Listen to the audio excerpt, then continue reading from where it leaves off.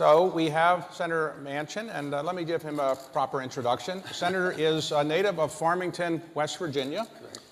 He is a person who was first elected to the State House of Delegates in 1982. Correct. Elected to the State Senate in 1986. Correct. Elected to the Secretary of State in 2000. And then elected governor in 2004. And then re-elected in 2008. Correct. And then won a special election to succeed the late Robert Byrd in 2010. And he's been a senator since then, since November of 2010. There were two more elections since then, 2012 and 2018. You've won twice since then, right? So Yes. You've won 3 times as senator. Yes. Okay. He's now the chairman of the Senate Energy and Natural Resources Committee. He is a person who is a former football player at West Virginia University, went there as a football star, but got injured. Not about star. And he is married for 54 years. Correct. To the same woman. Same woman. Wife Gail from Beckley, West Virginia, and he has 3 children and 10 grandchildren. Correct. And he actually, I asked him earlier if he could name all 10. He did right away. So I know them all. Knows them all. Okay. So, Senator, thank you for coming. Anything new lately? Not much. There's been reported in the press that you were spending the weekend in Delaware. Anything you can tell us about what happened Well, there? I had a nice visit. I really did. I had a nice visit.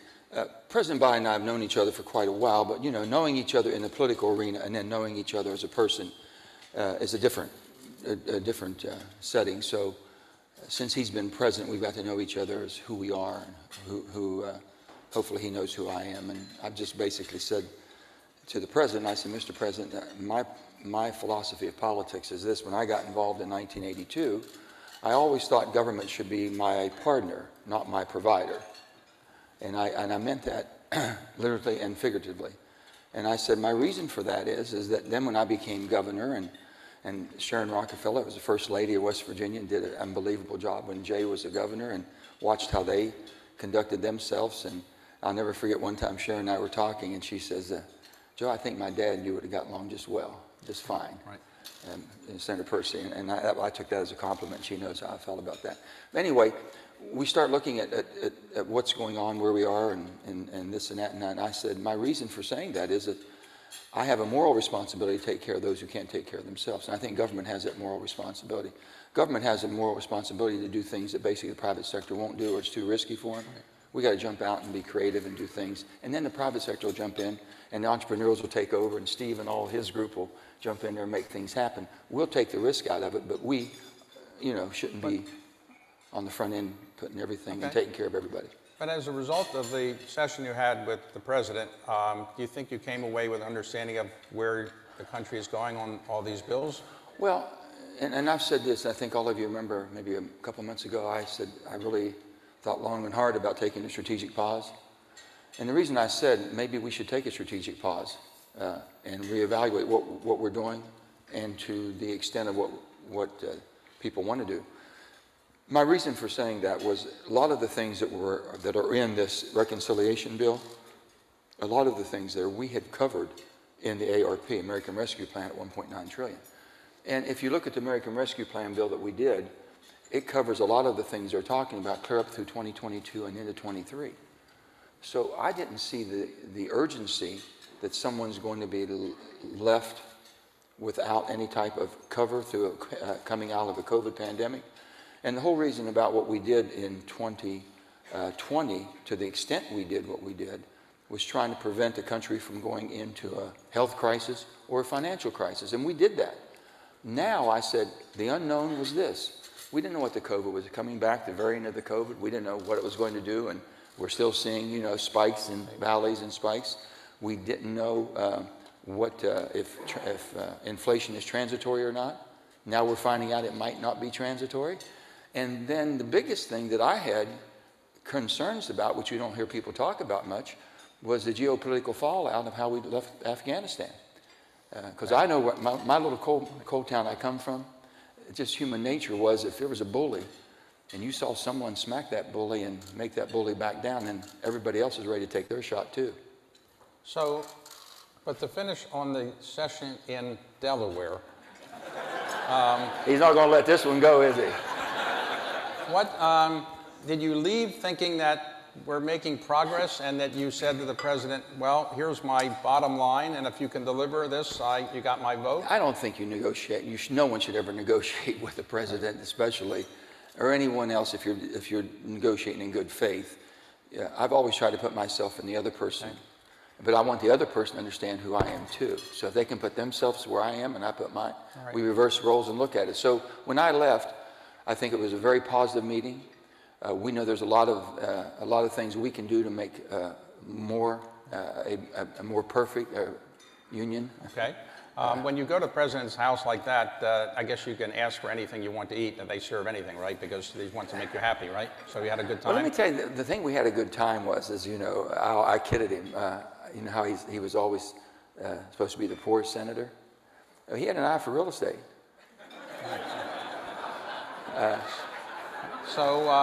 So I told him, I said, Mr. President, you didn't do too bad for a poor senator. But let me tell you one thing he did, and he talked about that, and you walk down.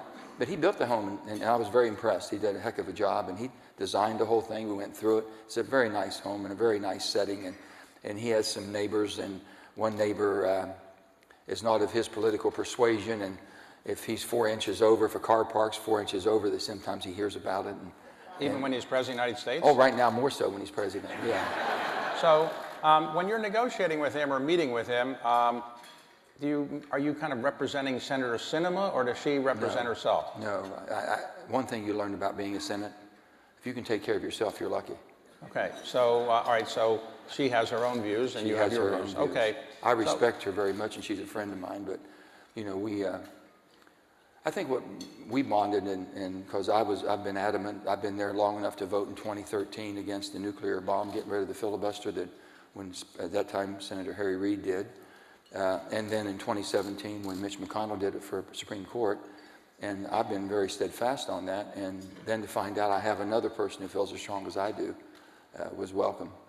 Okay, so is all of the attention you're getting pleasurable or actually a pain in the something or another? Yeah, I wouldn't, this position, I guess, I wouldn't wish it on anybody. And people keep talking about power. You know, everybody, I look at this room and all the power in this room, and you all have been around, all of us have been long enough, and watching life and watching how people basically navigate life.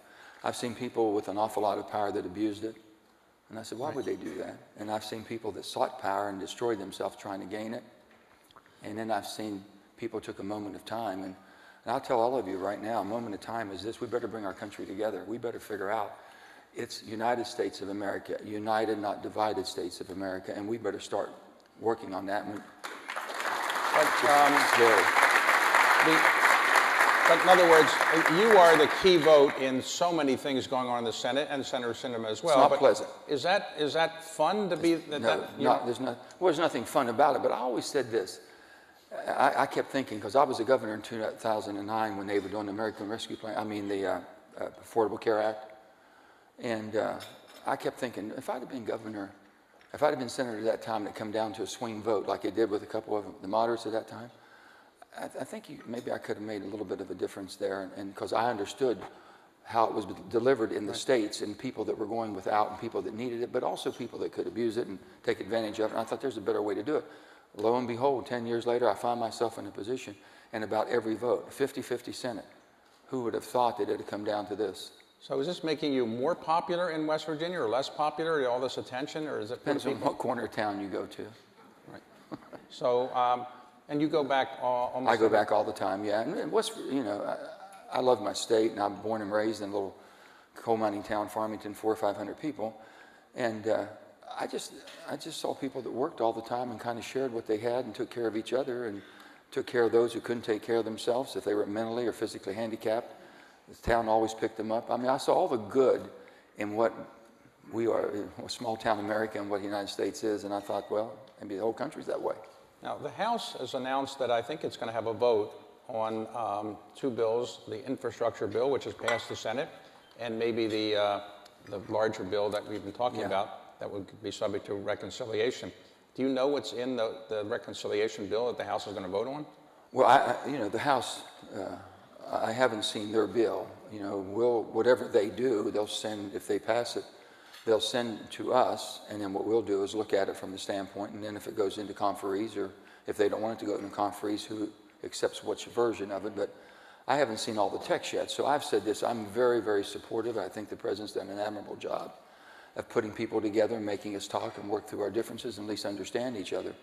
The President, I think he made a comment a couple of weeks ago, they said, what do you think about Joe and Bernie getting in the same room? He said, I think there'd be a homicide. So I want to make sure that you understand. So when I went Sunday, I said, Mr. President, I took your advice. Bernie and I have met the last 3 days for at least an hour a day, getting to know each other differently than we ever did before. Right. And we have the respect. I hope I have his respect. He has my respect. I know who he is. And where he's coming, I just respectfully disagree in the approach. And he knows that, and we've been up front. I had a wonderful meeting with Pramila Jayapal, and beautiful person, and I never knew her, and she didn't know me. She explained, I said, you know, Pramila, you represent Silicon Valley. I represent an energy state that people struggle and have always struggled. I said, so we have two different points of view, and we got to make sure whatever we do takes care of everybody. The President has said he would like to pass a bill relating to climate change before he goes to Glasgow. Sure. But one of the climate change provisions in the bill, it is said that you were in favor of taking it out. Here they keep saying I'm going to take something out. What we talked about is this, they call it the CEPP, which is a paid, it's basically paying utilities $150 billion, with a B, $150 billion to transition.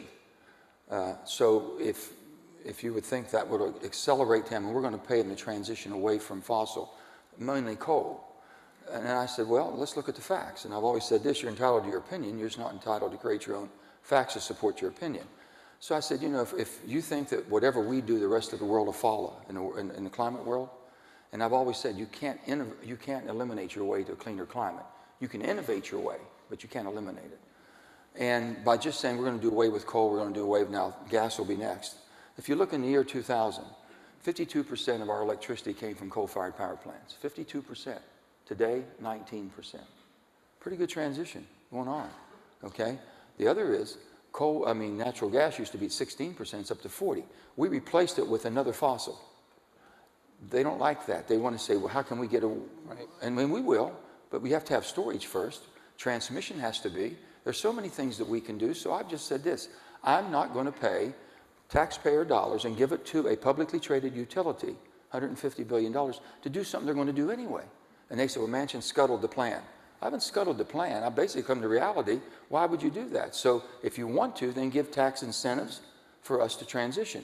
And I've told them this. I said, I'll give you another one. They want to do all these charging, EVs, electric vehicles, and everybody in America, we're always great at wanting to, the end user is us who want to show, well, we're clean, green, and everything. That's great. But the bottom line is there's a lot of suffering people around the world producing the minerals that China takes it, and China does all the refinery, and we're going to be dependent on foreign supply chains to run electric vehicles if we don't do something. You can't get a permit to mine any of that stuff. Well, that provision, in other words, will not be in the bill if you... That provision is not in the bill. Okay. So, yes. Okay.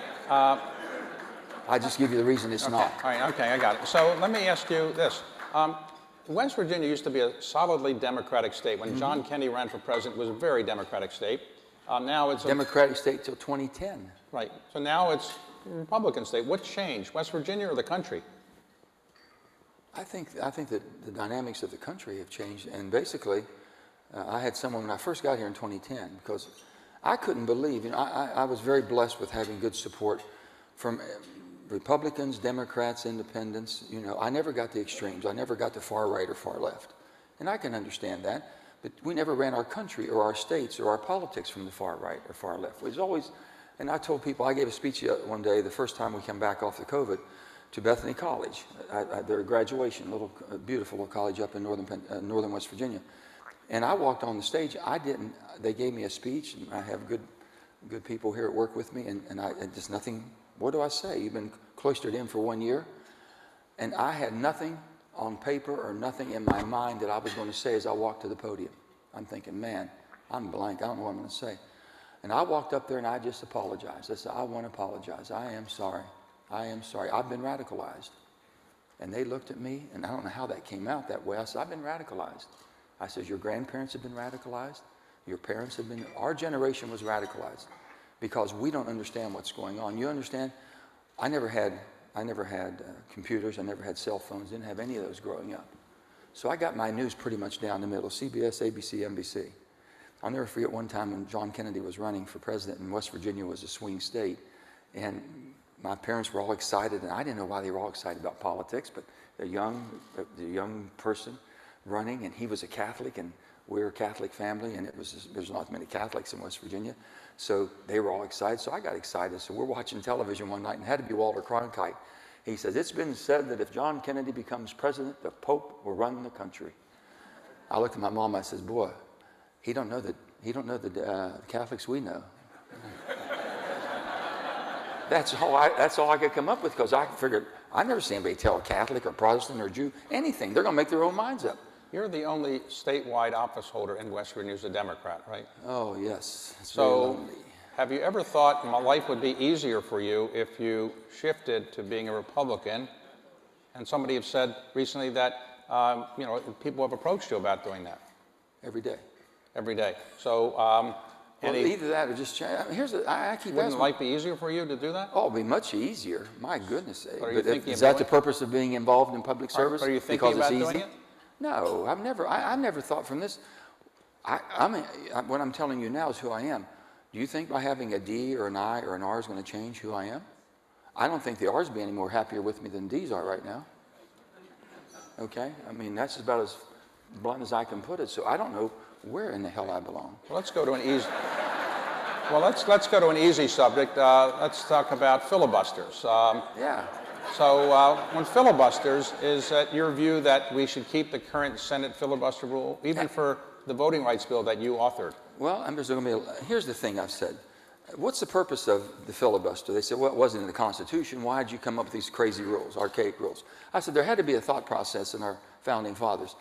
Can you imagine when Washington had to tell somebody from Pennsylvania or New York or Virginia, say, guess what? We're going to have two bodies.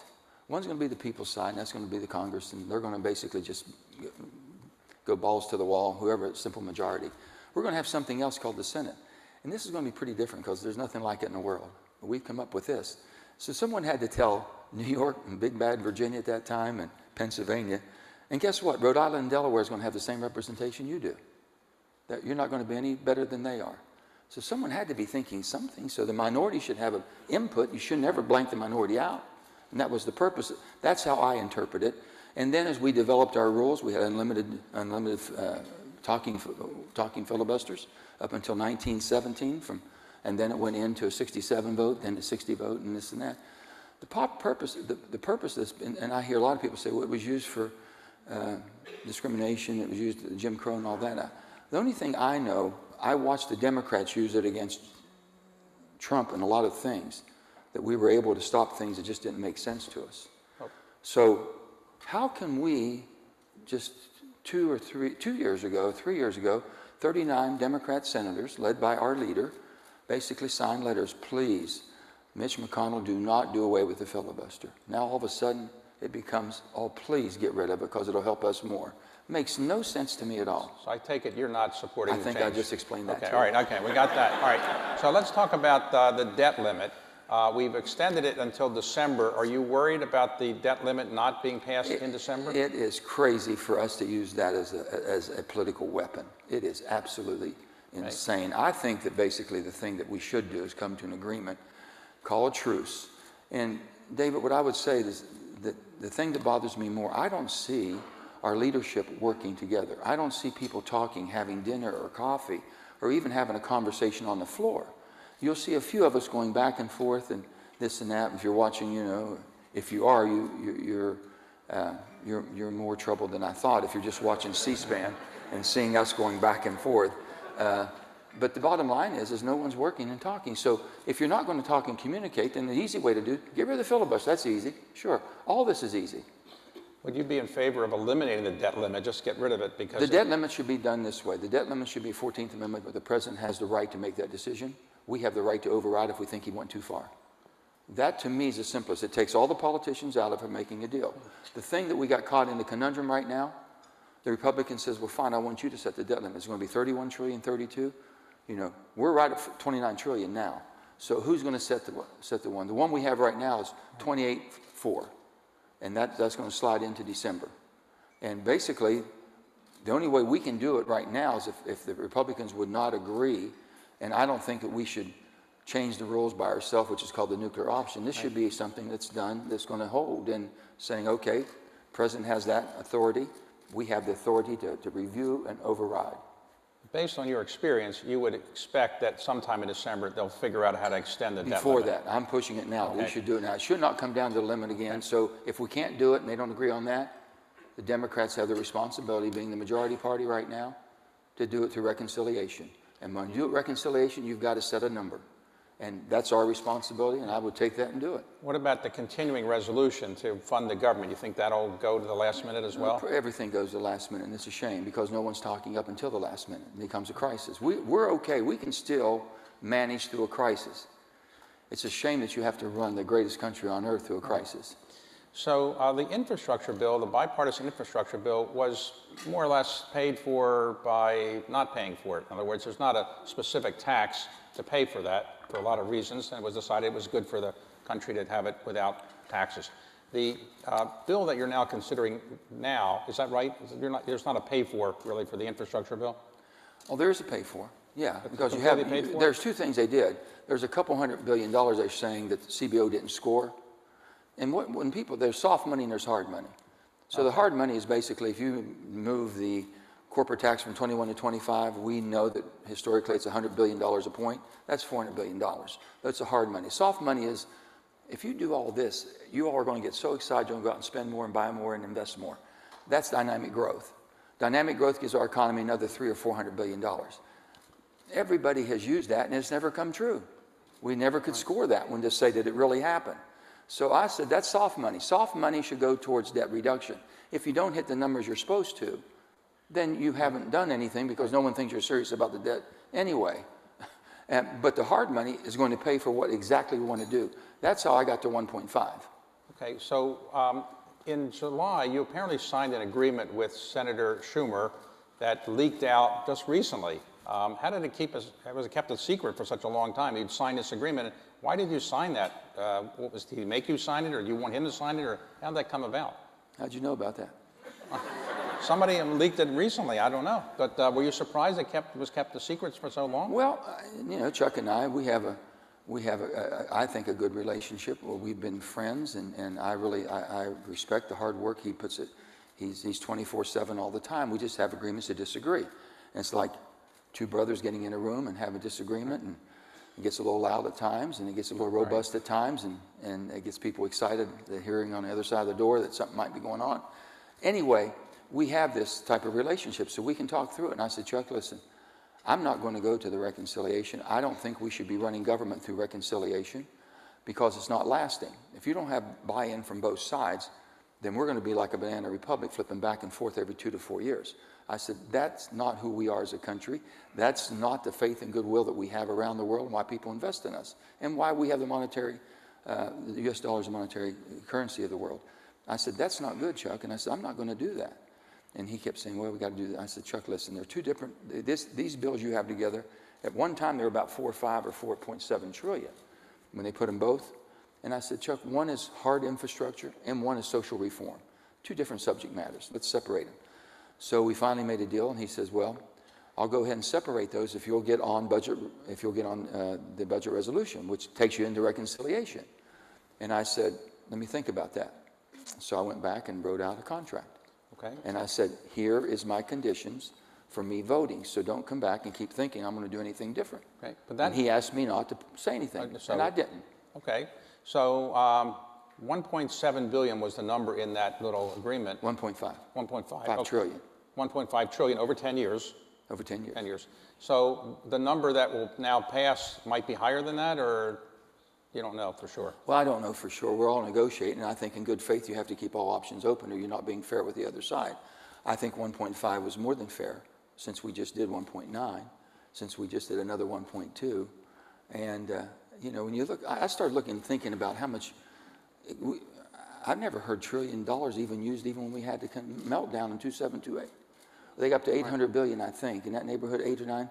And then we thought it was outrageous. You'd have to spend this much money to keep us from a financial collapse. We talk about billions like chump change.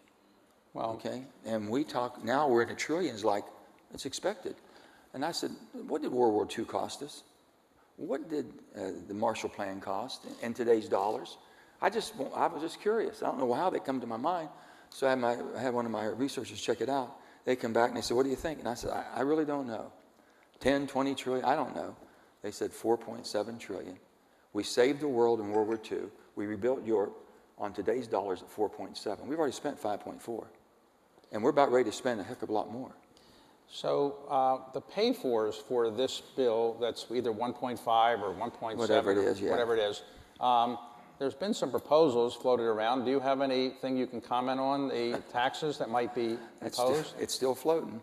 But you haven't signed off on any... I haven't. You know what, in this, I think in the Senate's responsibility is we're going to do a deep dive, and we should do a deep dive, and that's why I've always said, when you do reconciliation and things such as this in such a manner that it's all partisan, you don't go through regular order. It doesn't go back to the committee. There's not a hearing. You don't have a chance for all of you to come in and testify and tell us what's working. This could have this ramification. Did you think about this? You think about... We don't have all the professionals. Basically, you just have a few staff from the leadership trying to put things together and massage it the way they want it. And I just thought that wasn't a good way. So do I think I know? I don't know. I went 25% on corporate net. I went 28 cap gains all in. I thought get rid of carried interest, some of the loopholes. I know you've been hearing this wealth tax has got everybody totally excited to a certain extent. And the only thing I've ever said about taxation, it should be fair. The wealth tax, in your view, is something you support? The wealth tax, I don't know. I haven't seen the text on it. But the only thing I've said this, I'm all for a minimum 15% corporate. I think every corporation should pay a minimum tax in America. And I think every individual, no matter how wealthy you may be, everyone should participate. So when they start setting, well, if you're 250, there's nothing going to affect you if you make less than 250,000. Now it's 400,000. The way we're moving pretty soon, anybody's not a millionaire, don't worry, we're not fooling with you at all. We're going to get all these people up here. That's not America. Last time we had a balanced budget, last time we had surpluses, it was under the Bill Clinton, and that was Erskine Bowles and John Kasich. Put all that together in 1996, 97. We spun everything off to where we had surpluses. We'd have been debt-free by 2006. Well, some people think that you can pick up a lot of revenue by having more IRS agents to enforce the laws, but that didn't seem to get very far. Is that... Well, there's going to be, the IRS is going to be able to do the job that they should be doing. And they're going to be able to modernize their computer systems and be able to do what they're intended to do. They were never enabled to go into bank accounts to the point to the average individual. And I told him, the president and I had this conversation. I said, Mr. President, I don't know who put this out and how it got screwed up. When they said basically we're going to start looking at $600 transactions, even if it's $10,000, okay, that's only $800, $900 a year. And I said, do you understand how messed up that is? To think that Uncle Sam's going to be watching Trenton and what it does for bankers and this and that. I told him, I said, Mr. President, I don't know what happened. This cannot happen. It's screwed up. Well, we're sitting there and all the staff is around and everybody's looking, I can tell. I don't know who was responsible, but they were all looking at each other back and forth. Who in the hell did this one? So he says, I think Joe's right on that. So I think that one's going to be gone. We can't do that. Just to complete on this subject, you believe in a few months or so, we will have passed a bipartisan infrastructure bill and perhaps a partisan soft infrastructure bill that will pass the Congress? You think that will happen? I sure do think there's a high probability that's going to happen. Okay. And I think that basically this infrastructure bill, we'll call it the BIF. The BIF bill we all refer to as the bipartisan infrastructure bill. But the BIF bill, I think, and Debbie would be able to tell me better than anybody here, I would like to hope it passes Wednesday evening. The president needs to take something with it by the end of the week. And what they're saying is this and that. We're dealing in good faith. Okay. If the president passes that, if we get that one piece of legislation passed, it shows that in a bipartisan way we can do something. Because there'll be Republicans that will vote for it on the House side. And it's going to be a good piece. He's able to go. It's got a lot of good clean energy stuff in there, tremendous. But when you go to your Senate colleagues who are Republican and say, why can't you support the soft infrastructure bill, so-called, you can't get a single vote, is that right? They're just locked in. Well, everything here. So this is a lot of social adjustments, if you will. The only reason I was up out of the chute, I said, I don't have a bit of problem going to reconciliation because I believe there needs to be a tax adjustment. And I told the president, we were talking, he said, what do you think? And I said, Mr. President, the only thing I know that we all agree on as Democrats, not any of us voted for the 2017 tax cuts the way they came out. I had worked with Republicans all the way up until they had gone into reconciliation, which basically allowed them to do everything just by a party line vote. So I knew where I thought the acceptable parts or the sweet part was. 25, 20, 28, 25. There wasn't gouging. Taxes can be adjusted a couple of different ways. First of all, you can have basically a hostile approach saying, I'm going to make you pay for what you got all these breaks. I'm going to come back and hit you hard. So make adjustments that aren't competitive. It's more aggressive, if you will. Then you can do it in a way that, hey, these are all the things we like to pay for. Let's just find the money to do it. And that's where 3.5 or whatever comes out. And then you have a way, say, like most Americans, this is what I told them. I said, most Americans that I know, most people in business say, okay, what's our revenue, what's the ability for us to raise revenue? And if this is for real, what can we do and what's our priorities? That's what we try to do. And I don't know what we're going to end up with, but that's where my mind has been. That's how I got to 1.5. Well, the Senate Democrats and the Senate Republicans, do they socialize or talk to each other very much, or just it's not considered appropriate to be talking to people from the opposite party very much in the Senate? Well, it's a shame that you see some of that going on, that people just don't talk to people that much. And I make a point to have dinner with them or meet them somewhere, or just, I always do that and try to, and I think that's the way. And I think there should be something to where at least the leaders have to have lunch one day a week. I would think that would be good. But you know what we do? We have caucus lunches. All the Democrats go over here, all the Republicans go over there. And once a year we had Johnny Isingson would have all the people from Georgia come up and do a big pork thing, barbecue thing, and we'd all get together. But even then, it didn't last much longer than that. So you have a Republican colleague in the Senate from West Virginia, Senator Capito. Yeah, very good friend of mine. So how do you relate? We get along good. One night we were. I had to go back home. We were voting late and we missed the plane. We only had one flight at night going back.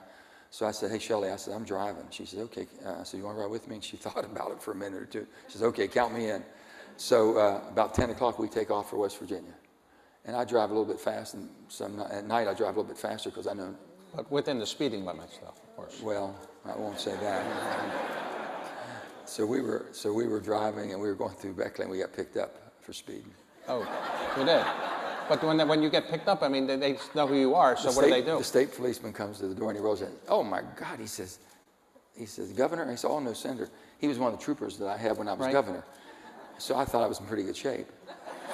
So I guess you didn't get a ticket then. And then the funny part was this. He looked over me and says, oh my God, it's both of you. So, but you're a motorcycle. Do you ever ride your motorcycle back to West Virginia? I ride all over the state. Anytime I get a chance, I enjoy that. And we do a Gold Star family motorcycle ride to raise funds for the Gold Star families.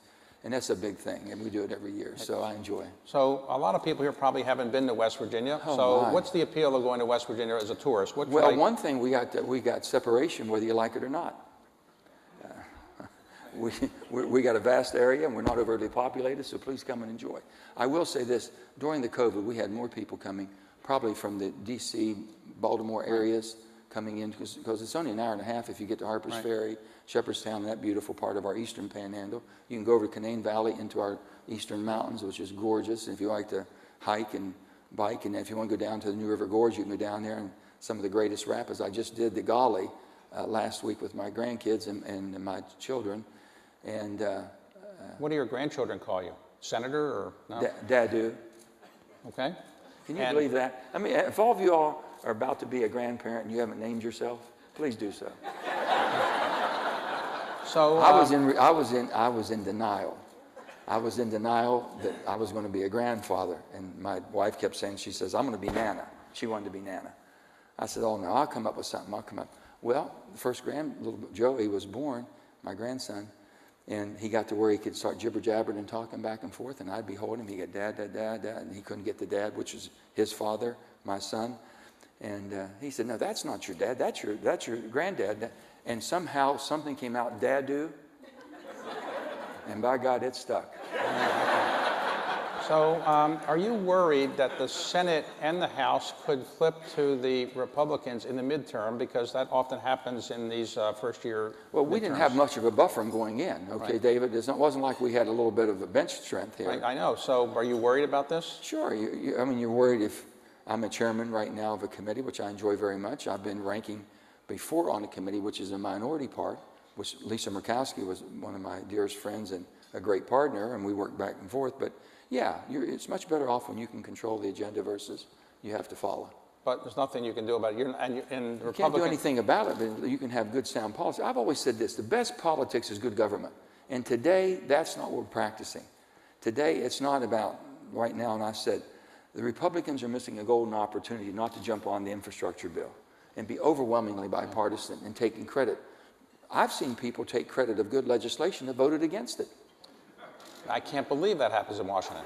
I can't. So is being governor more fun than being senator? Oh, my God, yes. Okay. Being governor, you know how I got involved in politics? I was upset because I saw a guy come in one time talk to my father. I was 35 years old with 3 kids. I had no intention of getting involved in politics, none at all.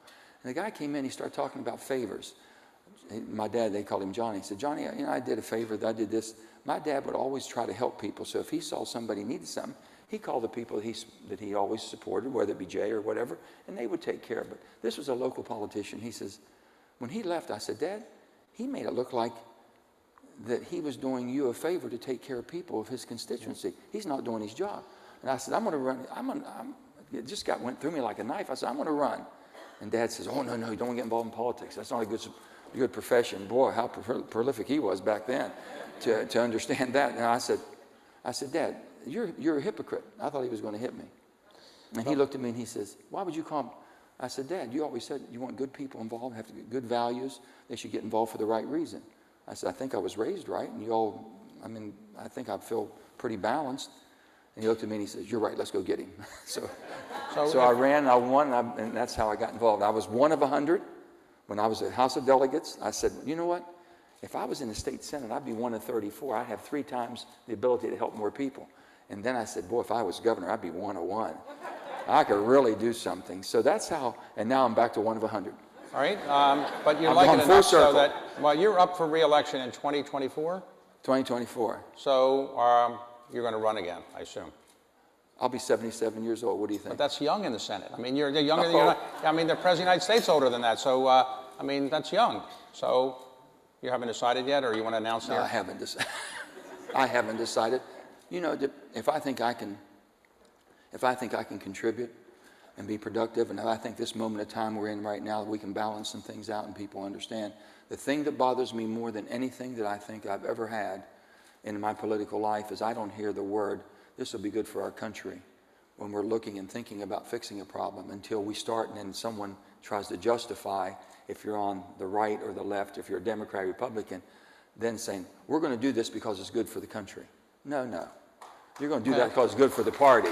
Well, in 2024, there's another election, President of the United States. You wouldn't think of running for president? That'd be 1-1, wouldn't it? Yeah, you could be like a governor. Why not? I haven't thought of that at all. You haven't ruled it out, but you haven't thought about it. Or you want to be a campaign manager? No. You wouldn't win if I was a campaign manager. I'm not that good. But no, I haven't. All right, so no, I'm going to I support Joe Biden. Okay. I really think he was the right person at the right time. Okay. We just got to balance things out. How do you think the Biden administration is doing 9 months into it? They're having a little struggle right now. I really think so, and we got to rethink this whole thing. And I'm thinking that I agree with him getting out of Afghanistan. We should have. You were happy with the way it occurred? No one could be happy the way we got out. No one could be happy about that. But there's not a good way to get out of these things. But there had to be, you think, better than what we did. So you can look at it from that standpoint. But I think he understands foreign policy. He really does on some of the things we're working. We've talked about some different concerns we have around the world. And the United States has to be ready to to do what we do, defend democracy. Are you in favor of a stronger position that the U.S. government has already had in Glasgow? In other words, when the president goes to the Glasgow summit, presumably they want to toughen up the Paris Accords. Are you Well, the bottom line is what he needs to do is brag about what we've done. We've cleaned up the climate more than any other nation on earth, and no one gives us credit for that. You know, we reduced more emissions in 20 years than any other nation. Last 10 years, more than any of them. And we've got scrubbers, we've got low NOx boilers, we've got bag houses for mercury. So I can remember when I was a kid, my mom couldn't hang her laundry out, okay? We've cleaned up all of that, and then CO2 and now methane. We can do all that too, but they just are hell-bent on eliminating it. And so I've been brutally supportive of nuclear. And if we don't jump in with nuclear, and we have $20-some billion to help shore up nuclear, you can't meet your emission standards, and you can't have the dispatchable power. So all these things we're fighting to try to balance out. What percentage of the GDP in West Virginia is dependent on coal? Well, it's not so much the GDP. I mean, I think we're still around 16% or so, but it's not so much that. It's the culture that we have and the areas that we still have it. And Sharon knows as well as I know. Southern West Virginia, that's their whole life. And with that, and the only thing I've ever said, if you're going to transition, don't you think, if you're going to give all these tax credits, don't you think the tax credits for whatever you're doing, whether it be energy or any other chemicals, energy, whatever it may be, that those tax credits should be first incentivized to be used in areas that lost the jobs? So I said, we'll build you the best windmill you've ever seen. We'll build you the best solar panels you've ever seen. We'll build you the new storage hubs. We'll do whatever you want. Just give us a chance. So you asked me one question which I never answered the way I should have. You said, what happened to West Virginia? Why did it change and flip? Someone, and when I got to Washington in 2010, they asked me. I said, I'll tell you exactly what happened. My little state has never complained. We've done all the heavy lifting. We've done the mining, we made the steel, we've done everything it took for this country to be the superpower of the world. And all of a sudden they took a breath and looked back, and now we're not good enough, we're not clean enough, we're not green enough, and we're not smart enough, so the hell with you. So they said, well, the hell with you too. And that's exactly what happened. If the election were held today, the presidential election was held a year or so ago, would West Virginia vote the same way? West Virginia is still not that supportive of the Democrats. I'd still vote for Joe Biden, but I'd be in a minority. Okay. And in your view, West Virginia is likely to stay Republican for presidential purposes for the foreseeable future? West Virginia was a Republican state up until the Depression. And the Depression changed us to an FDR state. But we were always a conservative Democrat state. We were the northernmost southern state in the nation because we're out in the Mason-Dixon line. We never flipped. We flipped in 2010, and we flipped harder than any southern state ever flipped. The Voting Rights Bill. You have authored an amended version of the Voting Rights Act that you thought would get through the Senate. Doesn't seem like it's getting through unless you change the filibuster rules. What do you think is going to happen on voting rights? Well, let me just tell you, they said, I didn't author, okay? I had input because I saw the For the People, and I knew it was aspirational, and I understand. Everything that you could imagine was in that bill. We're just trying to protect the Voting Rights Act of 1965, which got shot down in the Shelby decision in 2013. We haven't even fixed that. We haven't even fixed that because basically it went from 9 states to 13 states, and then they threw it out with a Shelby decision. And I said, really, all 50 states should be held responsible and accountable. And in my mind, when I was Secretary of State, we used to have a Secretary of State Association meetings. We were always competing who could get the greatest turnout. And now I'm realizing that people were basically looking at the advantage they would get if people don't vote, or certain people don't vote. That's beyond my comprehension, but it's the reality of what we're dealing with. It's got to be corrected. But I can't believe that my Republican friends don't see it that way. I still can't. And you know what? And they keep saying, well, Joe, how many Republicans you got? How many this? And I'm working and talking to every Republican. And I keep looking at them and says, what have you done? Who was the last person you talked to on the Republican side? I need a little bit of help. Right. So when people come to lobby you, what's the most effective way to convince you? Is it telling you this is going to affect West Virginia a certain way, or is it appeal to your national instincts? How do people lobby you effectively? Oh, boy. Other than putting a gun to your head. Who's done that? No. A few people? No, people come in. You know, I'm not good. I'm not good if people try to put pressure. I'll never forget one time. There was a person when I was governor, and I'm sitting in the governor's office, and a person I knew very well, and this and that came in, and they were just welling away on something they wanted me to do, and it made no sense at all. It was not good for my state. And I said, that doesn't make any sense at all. And the person said, well, you remember I had a fundraiser for you? And I said, oh, wait a minute. I thought you were investing in good government. You were investing to take care of yourself. Get the hell out of here. I found out how much money they gave us, sent the money back. Never had another problem with that one, so that took care of that. That's the way you have to. Okay, now the other thing is, when they come in, I always tell people, I said, when you come in, do this. Tell me what you're lobbying for and why, and give me the facts. Then put your hat on the other person who basically is against what you're trying to do. That helps me an awful lot be able to decipher. I can get to a decision much quicker. Well, speaking of fundraising, senators and members of the House have to raise money all the time. How debilitating is that for members to have to spend all that time raising money? Well, you got to put your priorities. I mean, the bottom line, they expect you every day to be calling people and raising this and that and everything. There's so many rules that could be changed that we could have a much more amicable relationship. There should be a rule, and I put a piece of legislation. You shouldn't be able to campaign against a sitting colleague, whether you like him or not, whether it's Republican or Democrat. And I told Harry Reid one time, first of all, Harry asked me to vote for something. He says, Joe, this is a party line vote. Now, mind you, I've been in government for a long time, and I've been governor. I never heard the word party line vote. So I said, Harry, what does that mean? He said, well, we all got to vote for it. If you're a Democrat, you ever? I said, can I see the bill? So I looked at the bill and I said, Harry, on my best day, I can't sell this crap in West Virginia. And I can sell pretty good. This is not something that's going to happen. He says, well, I said, Harry, well, you didn't hire me. You can't fire me. It doesn't make any sense to me. I'm not going to vote for it. So it took a while for us to understand each other. And then he says, can you at least tell me how you're going to vote? I said, sure. Then it got to the point, can you vote last? Yeah. So we had to get to understand each other. Well, to summarize where I think you are, you expect the Senate will ultimately pass a soft infrastructure bill, and it will be paid for in some way that isn't yet clear yet, but you want it to be paid for. It's got to be paid for. And I said that from day one. Well, I never knew they'd be that creative in paying for things. So if the House passes something this week. The House is going to pass something, whatever the House does. And I think the world of Nancy Pelosi. And people, I just think that she's just a fascinating and just a lovely person. And I enjoy her and her husband, Paul. And we agree to disagree, but we can talk through it. She's such a professional. And she says, well, but I think she was, we're raised in close-knit, big families, ethnic families, so there's a certain bond you have that you understand how things operate and what the clicking and the pecking order is. So do you enjoy being a senator with all this pressure on you? Is this fun, or is it not that much fun? No, there's no fun. There's no, here, I don't, and everybody said, how are you taking the pressure? I said, well, I have a responsibility. I have a responsibility to do my job, and I'm going to do my job, and I'm going to explain myself. I've always said, if I can't go home and explain, I can't vote for it. You might be my best friend, and I just said, please, can you give me a pass on this? And my dad always said, if you can say no with a tear in your eye, you might be okay. Right. And I've been crying a lot lately.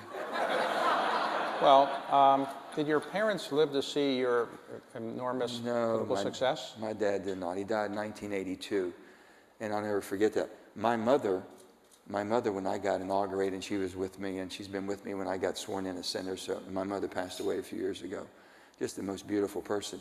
And when I became governor, and I didn't even know this, and she was talking to reporters someday. My mom was she was just a beautiful mother. And she was never braggadocious. She just always loved all of her kids. She says, but they said something like, I guess you always knew, always wanted Joe to be governor. You always knew he'd be governor. And she says, no, not really. She says, but his dad always knew he would be. And I said, I never had that conversation with my dad.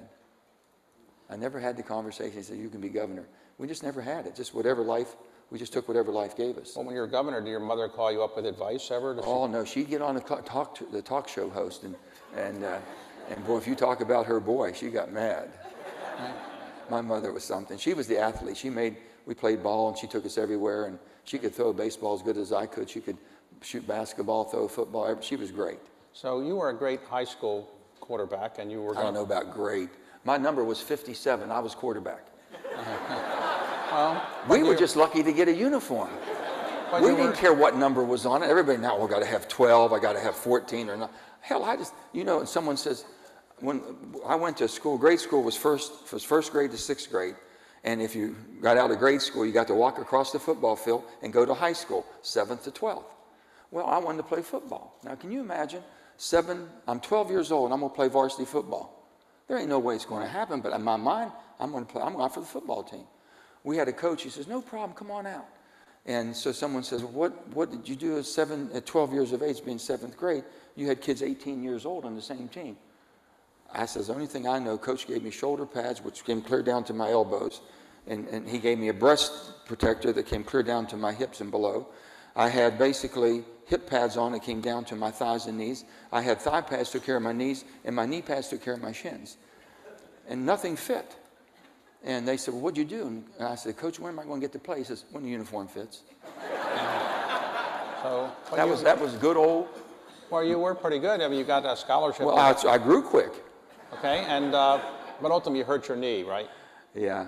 And now you have I have a cobalt titanium knee. So I notice you have shoes that are a little different than the normal shoes that people. You know what? That's my running shoes. This is my lobbying shoes. Well, these are your lobbying. So I got to run. They got to be quick too to get me. When the lobbyists come, you run away. Yeah. Hey, David, can I say one thing to this crowd? Because you guys are so wonderful. But here's the thing. You're the movers and shakers. And you're people, and Steve heard me say this last night.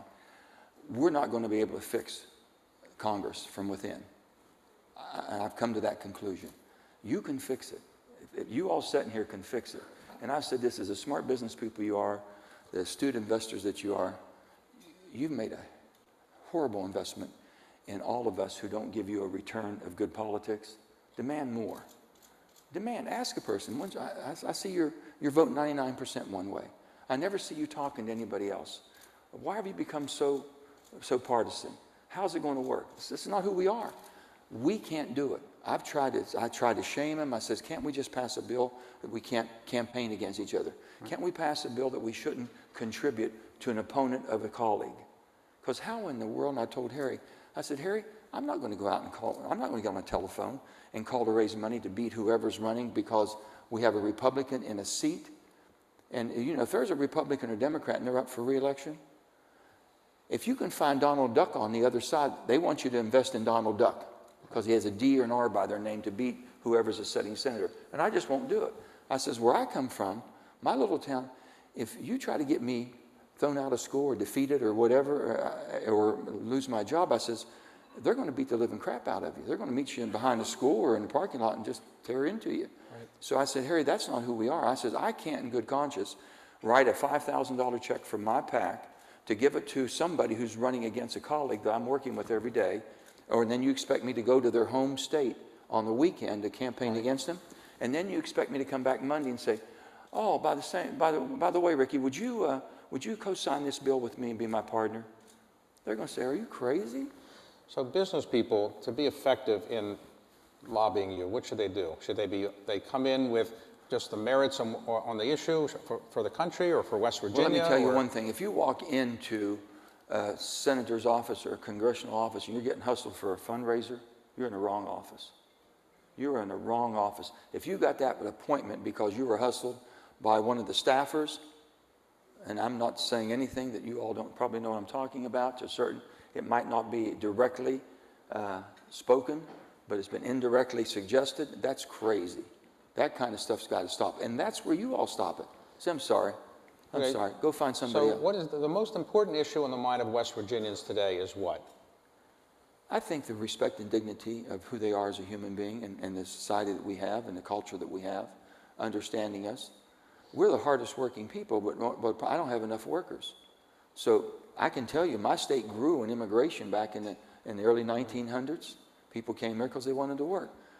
I need workers. We need people that want a quality of life for themselves and their families and take care of the ones. I have a lot of elderly people. I have a high percentage of elderly. And when they talk about social reforms, I said, wait a minute. If Social Security and Medicare is not solvent and the trust funds are not solvent, then you're taking away a lifeline that people have right now. Why should I expand all these social services when I can't even pay for what we got? Do you get a lot of emails or letters on any one issue? What's the most attention you're getting from your constituents now on what issue? Oh boy. Well, first of all, you know, it's gotten so erratic that we've had to limit it to where my staff reports to me on a daily basis of the incoming that we have from West Virginians. So we'd have to have a zip code or a digit that we understand is within our code range we watch that. But, you know, they're on everything because right now the airways in West Virginia are flooded. Tell Joe do this, tell Joe do that. Joe's going to save us on this, Joe's going to save us on that. Joe, why is he destroying this, or why is he not for that? So we're getting on all different issues. Is it effective when people put television ads on your state to lobby you and they're not from your state? Is that effective? Well, it can be effective not with me, no. With the people that I represent, yes, because then they're going to come and say, Joe, I heard you were doing this, or I heard you were against that. Or whether it be on climate or transitioning. We're going to transition, and we're going to do it and do it well, but we need to do what we do best, and that's basically the hard work that people have done in West Virginia. Give them a chance to do that. I've had people come to me and says, we're just going to send a check to everybody. Shouldn't that take care of things? I said, it's the worst thing in the world. I said, you know, I remember the Great Depression. I've read the history books. I don't remember FDR ever sending a check to a human being during the Great Depression to pull us out. I don't remember that. Gave a lot of opportunities. They talked about electric vehicles spending $80 billion building charging stations. I said, I'm having a hard time with that one too. I don't remember the federal government building filling stations when Henry Ford invented the Model T. So tell me why the market won't pick up wherever the demands are. Now, if you want to mature something quicker, then we can invest. But basically, if I'm going to invest in something that's going to be very profitable for you, and you have a publicly traded company, I want to eventually get my input from the taxpayers' treasury. I'd like to get it back. Right. So I'm going to help you expand a transmission line. Sooner or later, that transmission line is going to be very profitable. I'll work with you, and I'll front all the money and take all the risk. I need to come back to the treasury so we don't chalk that up as a debt. They think, oh, you're being insensitive, Joe. I said, when's the last time you wrote a check to somebody? So, Senator, final question. When you're now even more famous than you were before, because everybody is coming after you, but can you go to a restaurant or anywhere where people aren't bothering you or lobbying you anymore? Only thing I know is whenever I'm in public, I am a public person, so I expect all that. You think I'm going to go to a public place and I don't want to talk to people? I expect them to come up. They want to talk to me? Sure, we talk. I said, I had people, I live on a boat, as you might know. I had an armor guide, I had basically an armada, a bunch of little kayaks coming after me one day. Okay. And so I think they were surprised. They're all screaming and they're paddling around and everything. I just went to the back, hey, how you doing? I said, this is in your houseboat? Yeah, down here. And you like that houseboat because it's a great place to wake up in the morning and look at the water on the Potomac and just enjoy a cup of coffee, but a peace of mind. But most importantly, it's a great place to bring people together. I can bring, when I bring people down, I bring 10. If I bring 10 senators, I'll bring 5 Ds and 5 Rs. I try to balance it out the best. The one day we were all going, took the boat out and had John Thune, Lisa Murkowski cooking hamburgers. I had Lindsey Graham sitting there. That's when he got COVID. And I said, damn, Lindsey. I said, did you bring that COVID? He said, Joe, I think I got it after that.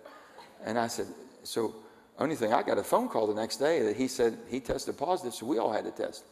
And we all tested negative and everything. Supported Lindsey had been gotten it somewhere else. But we have, you know, that's a good place. And I'll use Lee Greenwood. You know the song, Proud to be an American? This is a great song, right? And without failure, every time that we're together, at the end of the day, no matter who they may be, Democrat, Republicans, I put Lee Greenwood on. And everybody hugs and we, you know, like this. I'll give you one little tidbit. It's many years ago when I first got here in 2010, 2011. I had a boat and I was at National Harbor, so I always brought senators out, and I had Tom Harkin. I'll never forget this, and Tom's a beautiful person. And I had Tom on the boat, and he said, Joe, you know, I've never been on the Potomac. This is so wonderful. And he says, well, that's great. And he says, do you do this? So I said, well, Tom, I just try to get people together. And Tom's sitting there, and all of a sudden, here comes Ted Cruz walking down the ramp to get on the boat. And he says, I'm getting the hell off of this boat. He says, Senator, I want to thank you very, very interesting. But anyway, he stayed, and they worked together. Let me give you